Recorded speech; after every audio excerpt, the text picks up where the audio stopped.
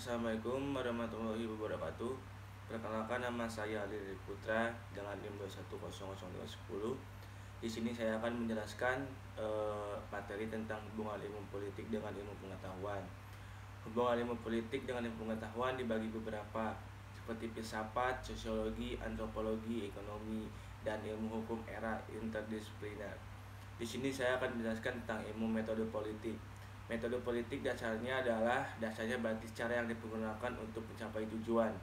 Ilmu politik adalah salah satu cabang dari ilmu sosial yang berdampingan dengan cabang ilmu sosial lainnya, yakni sosiologi, antropologi, dan lain-lain. Metode pada dasarnya berarti cara yang digunakan untuk mencapai tujuan. Ilmu politik adalah salah satu cabang dari ilmu sosial yang berdampingan dengan cabang ilmu sosial lainnya, yakni sosiologi dan antropologi. Terus hubungan ilmu politik dengan ilmu lainnya, seperti sejarah ilmu politik asing. Banyak penulis mengenai sejarah kontemporer Indonesia seperti George M.C. Tekain, Nasionalis dan Revolution Indonesia, yang membahas masa revolusi tahun 1945 sampai pengakuan kedaulatan pada tahun 1949. Nah, seperti Herbert Fresh, The Decline of Constitutional Democracy in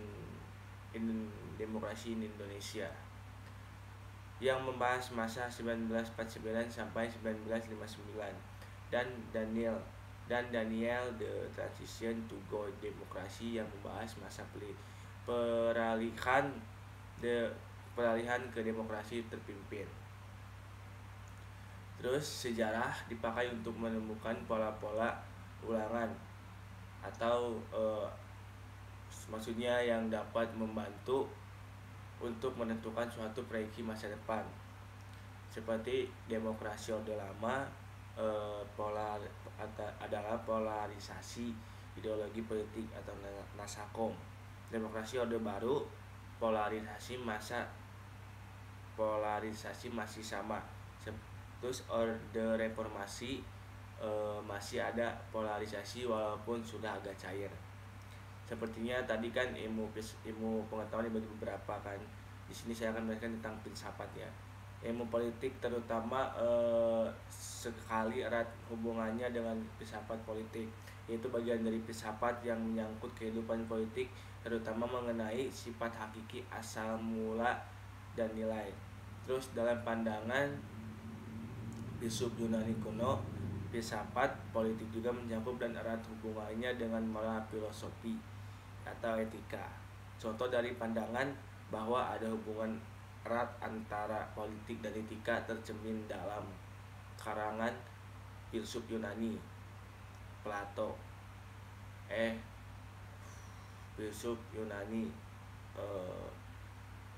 Dalam karangan filsuf Yunani Plato dengan judul Politeia, yang menggambarkan negara yang ideal.